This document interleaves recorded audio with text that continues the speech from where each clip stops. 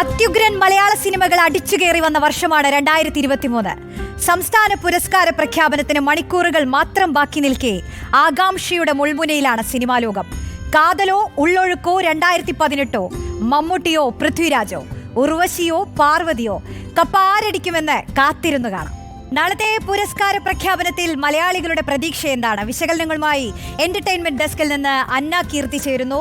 അന്ന, മികച്ച സിനിമ, മികച്ച നടൻ, മികച്ച നടി, ഇതിനെല്ലാം കടുത്ത മത്സരങ്ങളാണ്. എന്താണ് പ്രതീക്ഷ? എക്സൈറ്റഡ് ആണോ?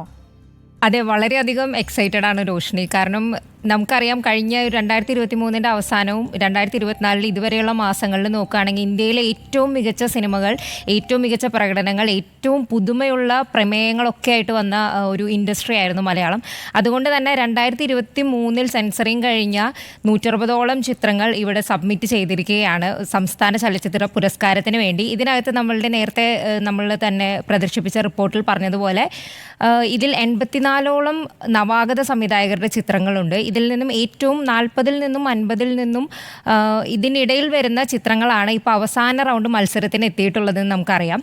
ഇതിൽ എല്ലാ വർഷത്തെയും പോലെ തന്നെ ഏറ്റവും പോപ്പുലർ ആയിട്ടുള്ള 2 വിഭാഗങ്ങളിലാണ് കടുത്ത മത്സരം നടക്കുന്നത്.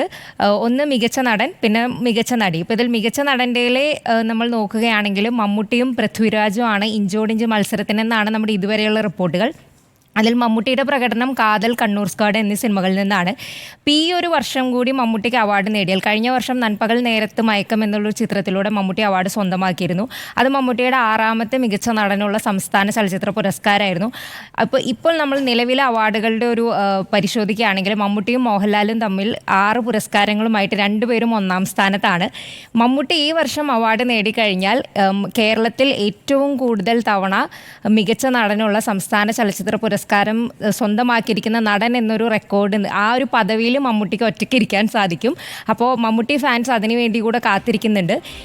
ഞാനൊരു കാര്യം പറയട്ടെ, ഞാനൊരു മമ്മൂട്ടി ഫാനാണ്. പക്ഷേ ഇതിപ്പോൾ കടുപ്പമായി പോയി. അതായത് മമ്മൂട്ടിയുടെ സിനിമകളോടും ഈ പൃഥ്വിരാജ് വലിയ മത്സരമാണ് നടത്തുന്നത്. എന്താണ് സംഭവിക്കുക? സത്യത്തിൽ മികച്ച നടനാവുന്നത് മമ്മൂട്ടി ആയിരിക്കുമോ പൃഥ്വിരാജ് ആയിരിക്കുമോ?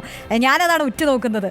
തീർച്ചയായിട്ടും ഇപ്പം പൃഥ്വിരാജിൻ്റെ തന്നെ നമുക്കറിയാം, അദ്ദേഹത്തിൻ്റെ കരിയറിലെ one of the finest performances എന്ന് അദ്ദേഹം തന്നെയെന്ന് ഞാൻ പറയാനുള്ള കാരണം അദ്ദേഹം തന്നെ മറ്റൊരു അഭിമുഖത്തിൽ പറഞ്ഞിട്ടുണ്ടായിരുന്നു. ഈ ഒരു സിനിമ നജീബിന് വേണ്ടി സിനിമ ഇറങ്ങി കണ്ടതിന് ശേഷം എനിക്ക് എന്തെങ്കിലും കൂടുതലായി ചെയ്യാൻ കഴിയുമായിരുന്നു എന്ന് എനിക്ക് ഒരിക്കലും തോന്നില്ല എന്ന്. അത്രയും ഒരു കോൺഫിഡൻസോടുകൂടെയാണ് ഒരു നടൻ പൃഥ്വിരാജ് തൻ്റെ സിനിമയെ പറ്റി സംസാരിച്ചത്. അതുമാത്രമല്ല, ആടുജീവിതത്തിന് വേണ്ടിയിട്ട് നീണ്ട വർഷങ്ങൾ ആ ഒരു പ്രൊജക്റ്റ് നടക്കാൻ വേണ്ടി പൃഥ്വിരാജും ബ്ലെസിയും ചെലവഴിച്ചു. അദ്ദേഹത്തിൻ്റെ നമ്മളെല്ലാവരെയും ഞെട്ടിച്ച ഒരു ഫിസിക്കൽ ട്രാൻസ്ഫോർമേഷൻ, അതിൻ്റെ ഒപ്പം അദ്ദേഹം പൃഥ്വിരാജ് എടുത്തിട്ടുള്ള മെൻ്റൽ സ്ട്രെയിൻ, ഇതെല്ലാം ആളുകൾക്ക് മുൻപിൽ വളരെ വിസിബിളായി വലിയ ചർച്ചയിലുണ്ടായിരുന്നതാണ്.